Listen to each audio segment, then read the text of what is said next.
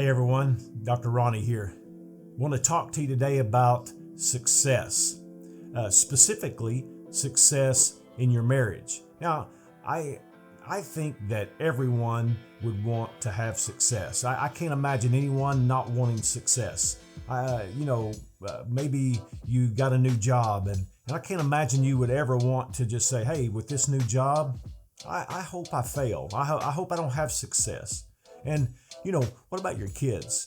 They grow up, and as they're growing up playing sports and all the things that they do, I can't imagine a parent saying, I hope that they don't have success. I hope that whenever they get married, I hope that their marriage fails. I hope they don't have success in life. I hope that they don't have success in anything that they do.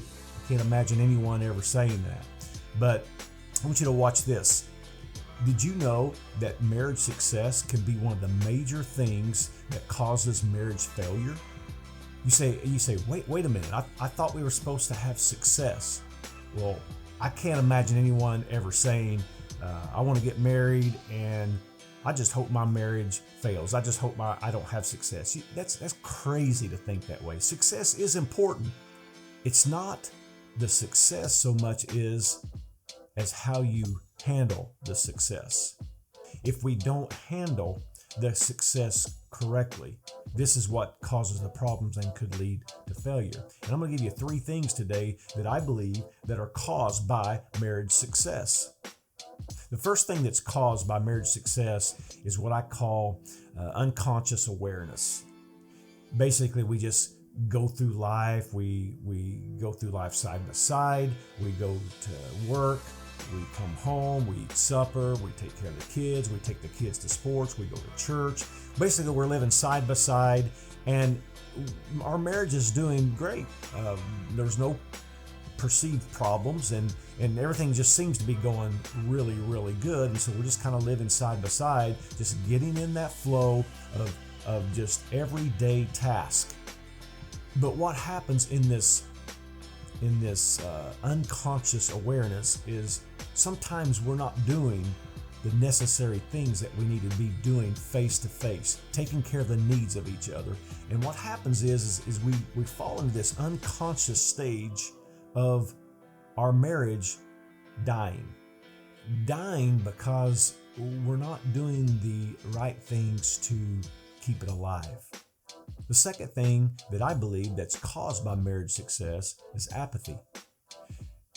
During this time of success, things are fairly well.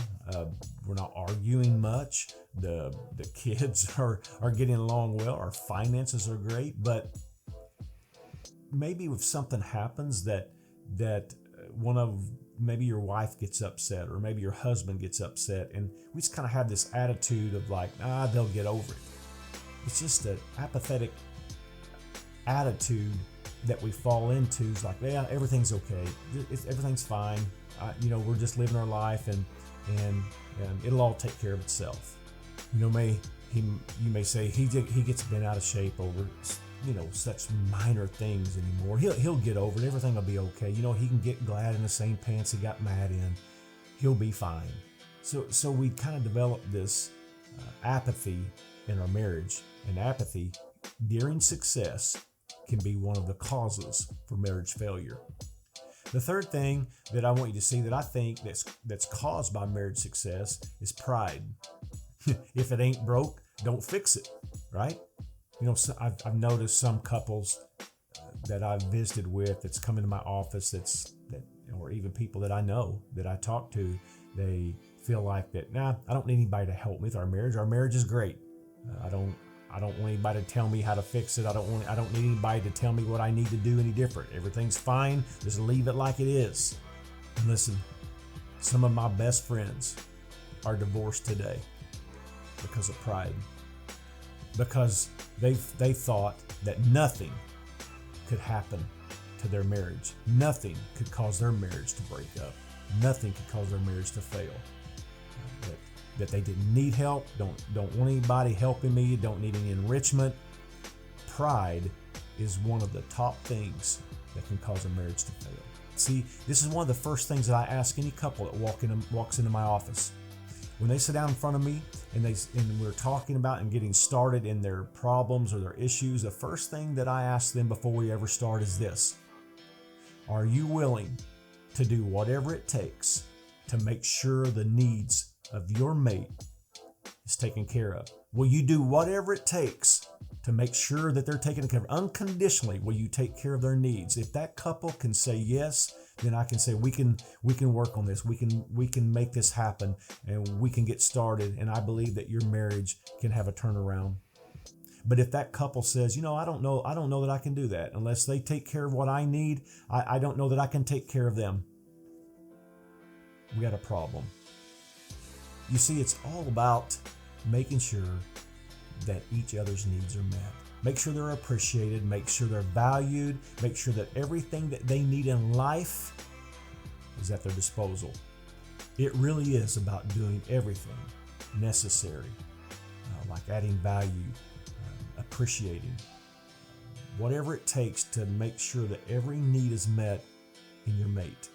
Unconscious awareness, apathy, and pride will be one of the three things, or maybe all three things, that will cause marriage failure in a successful marriage. Don't let this happen to you. Nurture your relationship. Think about unconscious awareness.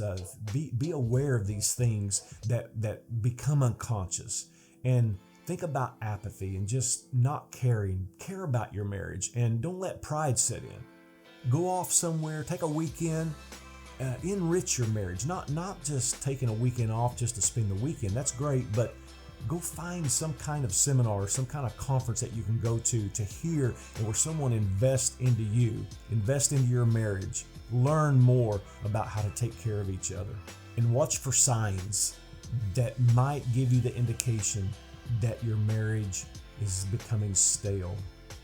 Watch for indications that these top three things might happen in your marriage, or are happening in your marriage. And listen, this is what I know, that you can be your best self. You can live your full potential and experience your best marriage.